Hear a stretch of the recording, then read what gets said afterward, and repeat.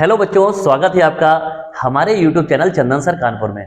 बच्चों, जैसा कि आप जानते हैं कि इस समय हम आपको लेखपाल और उत्तर प्रदेश पुलिस के लिए जबरदस्त क्लासेस दे रहे हैं, है ना। बिल्कुल आग लगा देने वाली क्लासेस। तो इसी के तहत मैं आज एक छोटा लेकिन बहुत इंपॉर्टेंट टॉपिक लेके आया हूं और उम्मीद करता हूं कि 10 मिनट में ये टॉपिक आप पढ़ लेंगे, मजा आ जाएगा आपको ये टॉपिक पढ़ के। ठीक है, तुरंत ही सीख लेंगे, इंपॉर्टेंट है, कई सारे क्वेश्चन अपने पेपर पे बनते हैं। तो बच्चे, जैसा कि आप देख रहे होंगे यहाँ पे बोर्ड पे लिखा हुआ है, आज का जो टॉपिक है फसलों की ऋतुएं। ठीक है, फसलों की ऋतु में ये बच्चे क्या टॉपिक है मैं आपको बताऊं। देखो, आपसे मोस्टली पेपर में पूछा जाता है कि रबी की फसल क्या होती है, खरीफ की क्या होती है, जायद की फसल क्या होती है ना, और कौन सी फसल किस मौसम की होती है, किस फसल में किस चीज की बुआई की जाती है, किसकी कब कटाई की जाती है, कौन कौन सी फसलें इसमें आती हैं, है ना। तो इस तरह से क्वेश्चन पूछे जाते हैं। हो सकता है आपको कभी कोई एग्जाम्पल के तौर पे आपको कोई फसल दे दें और आपसे पूछा जाए कि बताओ भाई ये किस मौसम की फसल है। इतनी बात समझ में आई।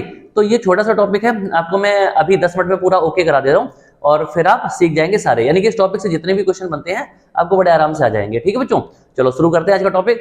तो यहाँ पे देखो, जो हमारा टॉपिक है, जो यहाँ पे जो नाम लिखा है फसलों की ऋतुएं, इसके अंदर बच्चे क्या होता है, देखो 3 तरह के फसलों के मौसम माने गए हैं ना। मैं यहाँ पे लिख लेता हूं। देखो, सबसे पहले मैंने यहाँ पे लिखा रबी। ठीक है, रबी की फसल। फिर मैंने यहाँ पे लिखा जायद की फसल। ठीक है, और इसके बाद यहां पे खरीफ की फसल। ठीक है, रबी, जायद और खरीफ। अब यहां पे देखो बच्चों, यहां पे जैसे रबी जायद, पहले तो आपको यही पता होना चाहिए कि कौन सी फसल किस मौसम की है ना। जिन बच्चों को मैंने पढ़ाया, काफी बच्चों को पढ़ाया, उनको तो आइडिया होगा, लेकिन बहुत सारे नए बच्चे हैं जिन्होंने पहली बार ये पढ़ रहे होंगे तो उनको नहीं पता होगा कि कौन सी फसल किस मौसम में आती है।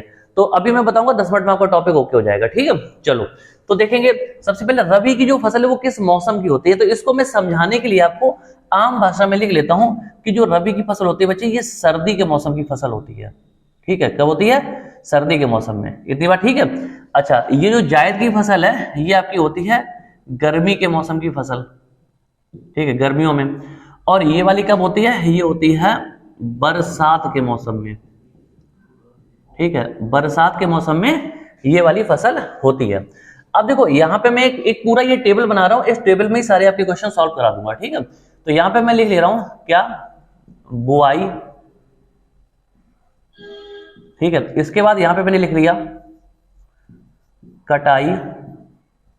ठीक है, और यहां पे नीचे लिख लिया उदाहरण। उदाहरण का मतलब क्या होता है बच्चे? यानी कि जैसे एग्जाम्पल। ठीक है, चलो अब यहां पे देखते हैं। मैं एक टेबल बना ले रहा हूं, इस टेबल से आपको एक ही बार में क्लियर हो जाएगा। देखो, सबसे पहले बच्चे यहां पे मैंने ये लाइन कर दी, अंडरलाइन कर दे रहा हूं मैं। अच्छा, आप देखो क्वेश्चन पेपर में क्या क्या आते हैं कि रबी की जो फसल है किस मौसम की फसल है। तो रबी की फसल बच्चे जो है वो सर्दी के मौसम की फसल होती है। रबी की जो फसल है उसकी बुआई कब होती है? तो देखो, मुझे एक बात बताओ कि रबी की जब हम बात कर रहे हैं तो ये सर्दियों की फसल है, और भारत में अपने यहाँ पे आपने देखा होगा, या हम अगर उत्तर प्रदेश की स्पेशली बात करें या पूरे देश की भी बात कर लें, तो सर्दियों की शुरुआत किस मौसम में होती है ना। बहुत आसान है, ये लगभग सब बच्चों को पता होगा कि सर्दी की जो शुरुआत है वो बच्चे कब होती है, बताओ। हाँ, अक्टूबर और नवंबर के महीने में। ठीक है, तो यहाँ पे देखो जो बुआई होती है वो कब होती है, तो यहाँ पे मैं लिख देता हूँ कि रबी की फसलों की जो बुआई है ये आपकी होती है अक्टूबर, ठीक है, और नवंबर। ठीक है भाई, अक्टूबर और नवंबर के महीने में क्या होता है, रबी की फसलों की बुआई होती है।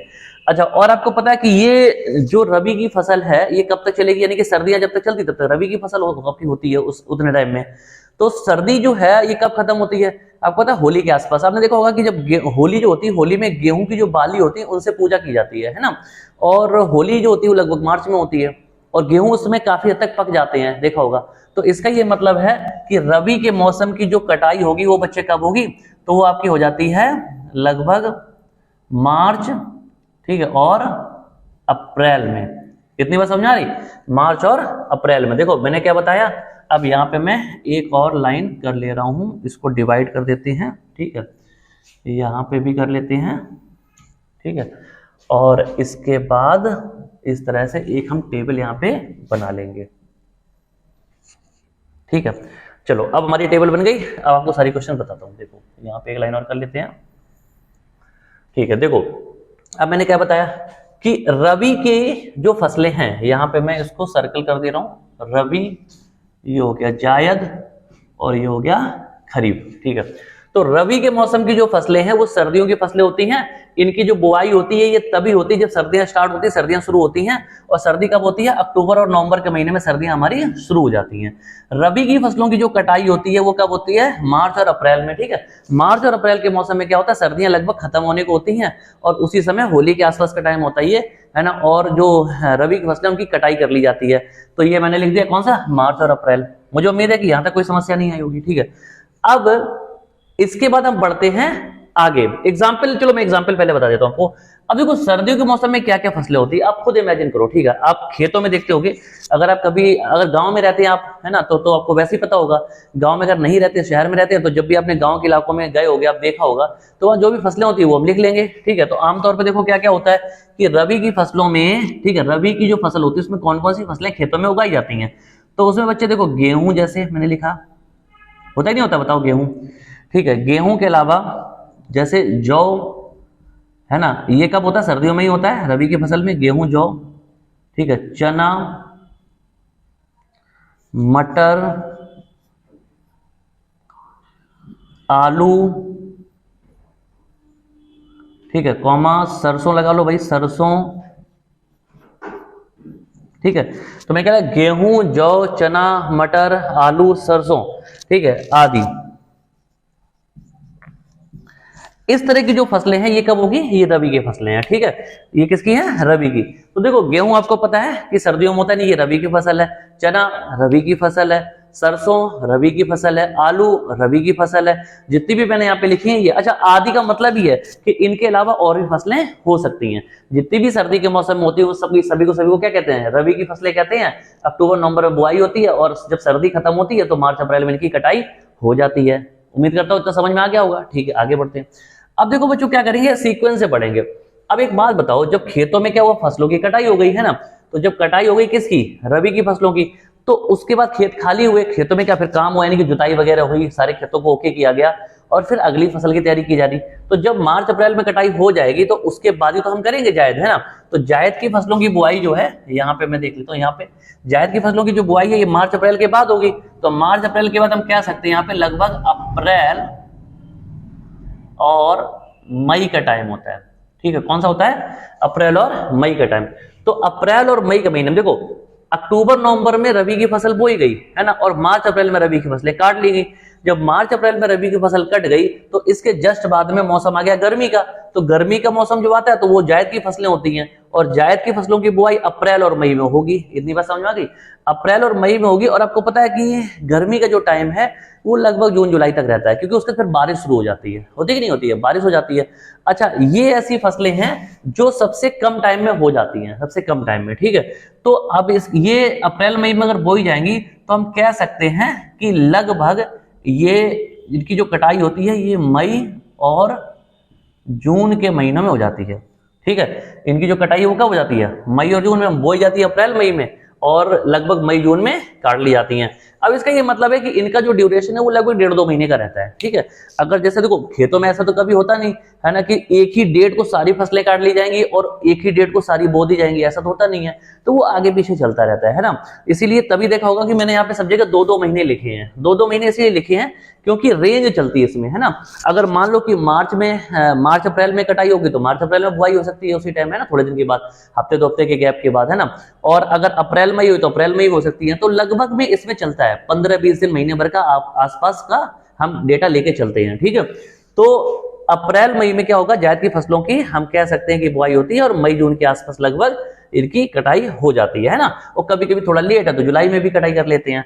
अच्छा, अब क्या करेंगे? उदाहरण हमने लिखे थे। ठीक है, तो देखो जायद की कौन सी? गर्मी के मौसम। इसलिए इसकी प्रमुख खासियत है कि ज्यादातर इसमें बेल वाली फसलें आती हैं। बेल यानी कि लताओं वाली, जिसमें बेल होती है, लताएं होती हैं। ठीक है, तो उसकी अगर बात करेंगे तो देखो यहाँ पे क्या क्या आ सकता है। सबसे पहले जैसे मैंने लिखा कि तरबूज। ठीक है, अच्छा, इसके बाद खरबूजा। ठीक है, खीरा, खीरे के बाद ककड़ी।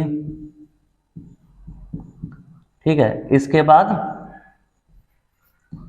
लौकी, फिर तोरई,